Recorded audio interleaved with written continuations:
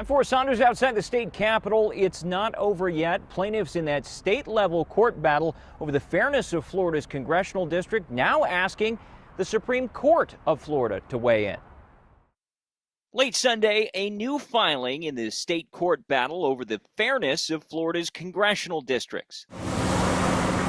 Black Voters Matter, Equal Ground, and others calling on the Florida Supreme Court to take a look at their case after a defeat on the appellate level. From the very beginning, this has been about voting rights and protecting the voting rights of Floridians. Genesis Robinson works for Equal Ground, saying Monday, this fight isn't over. This should be a very simple case.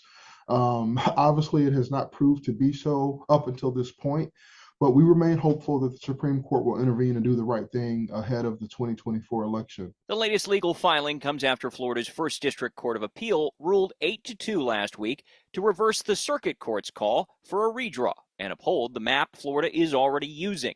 Backed by the governor, it carved up Florida's 5th district in the north, turning what was considered a reliably black-performing and Democrat district into 4 new zones, all electing white Republicans in 2022. Good morning and welcome to the First DCA. We have one case on our docket. Plaintiffs during a Halloween hearing had argued the change violated Florida's Constitution, which protects against reducing minority voting power during redistricting.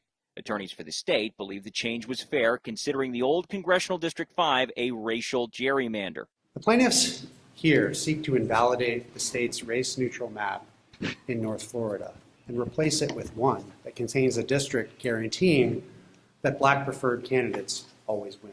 Good morning. Welcome to the Florida Supreme Court. Florida's Supreme Court will now weigh whether to step in, and Florida Democrats, like the House Minority Leader, are hopeful they do, given what they consider an overly broad decision by the First DCA. What the First District Court of Appeal has done in this opinion is so far afield. It basically says that courts no longer have to follow the precedent of the Florida Supreme Court if they think that it's political. But justices can choose to stay out of it, meaning Florida's maps might stay as is, depending on what happens on the federal level, where a similar case is already working its way through the courts. And that federal challenge of Florida's congressional districts is still awaiting a decision after a 2-week trial that ended in early October. Common Cause, the plaintiff in that case, saying in a statement, quote, "There is still hope for a fair congressional map that protects the rights of black voters." That is the latest out here at the state capitol. I'm Forrest Saunders reporting.